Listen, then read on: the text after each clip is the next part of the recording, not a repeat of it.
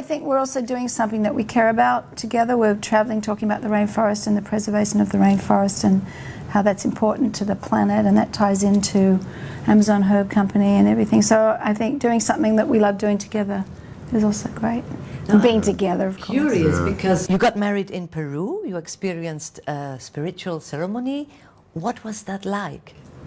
It was magical. It was dawn, and it was the new moon. It was the winter solstice, so there was dew on the ground and the stars were bright and the sun was just coming up, and we got married on a plateau with a shaman and flutes playing, and he was playing a conch, you know, the big shell, and a flute, and they were in national dress, and it was magic, wasn't it? It was beautiful. It was very special. It's a Tambo Mache. There's some old Inca ruins where the Inca would go to renew their spiritual life, and so it's a place that I've been going every year for maybe 12 years, and I always make my plans for the next year. And so it was a perfect place for us to have our union and be married. Wonderful. Yeah. Olivia, I read your your biography, because it's written by someone else, and I read about your battle against cancer. How did this disease change your life? It changed it in many ways. I don't know what my life would have been without, but I don't think it would have had as much meaning as it does. And I think, so I'm grateful really for that experience. I'm grateful that I survived it. I'm grateful now that I can help other women who are going through it, and that I'm healthy and stronger and happier than ever. But it does change your life, of course. I think you are very grateful for life, and don't take everything for granted as much. What would you advise women or men who discover they have cancer, who have cancer? The only thing that I can say, I'm not a doctor or anything, but I can say I'm here. So this is like a good sign. You can do it. So stay positive, take care of yourself. Remember that, excuse me, we tend to put, as women particularly, we put other people before ourselves. And if you have a diagnosis of breast cancer, it's a time to start taking care of you, and not only your body, you're eating well and exercising and resting, but take care of yourself spiritually, so you have something that you can focus on that is gratitude and God, or whatever belief you have. Take time for that as well.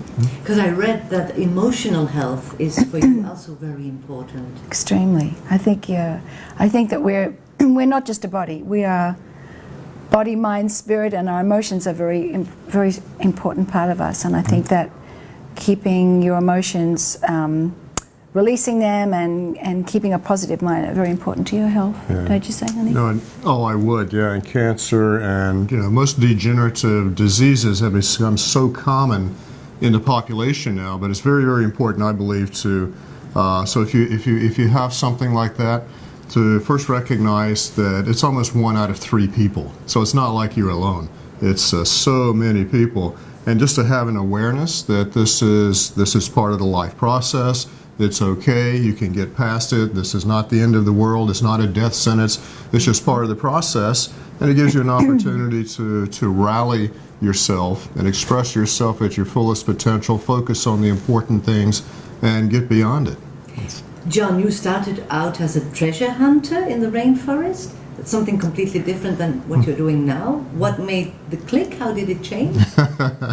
Well, it's really an evolution. So I've always been a treasure hunter. In the beginning, it was Inca treasure and then gemstones. And then for the last 20 years, really it's an evolution of treasure, because now it's really just about the medicinal plants and the botanicals from the rainforest. So it's about providing a link and access and sharing that extraordinary treasure with the rest of the world, and at the same time sharing a message to complete a healing circle back to the Amazon rainforest to preserve our world's greatest treasure house. And fortunately, so many people now are really responding to that as we recognize, the value of that living rainforest.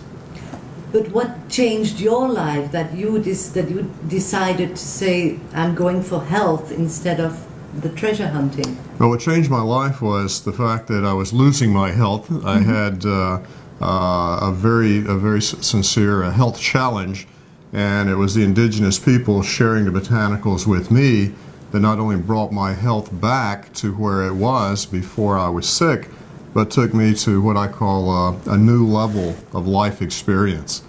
And I recognized, gee, all these years I'm coming down, chopping the plants down, looking.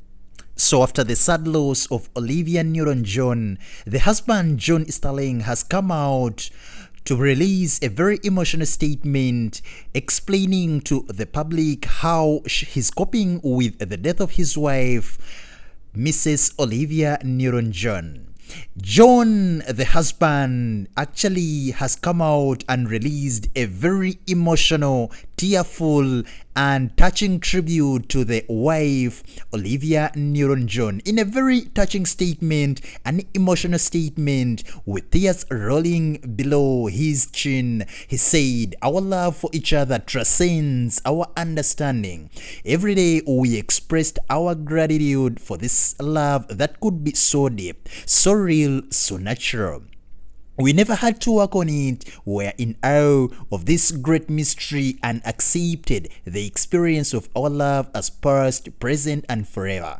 That is how the statement read in a very emotional way. He posted on his official Instagram page in a manner that was still very emotional. He continued and said, "At Olivia's deepest essence, she was a healer, using her mediums of song, of words, of touch, of her aura. She was the most courageous woman I've ever known. Her bandwidth for genuinely caring for people, for nature and all creatures, almost eclipses what is humanly possible. It's only the grace of God that has allowed me to share the depth of and passion of her being for so long. In her most difficult times, she always had the spirit, the humor, the willpower to move things into the light. Even now, as her soul soars, the pain and holes in my heart are healed with the joy of her love and the light that shines forward.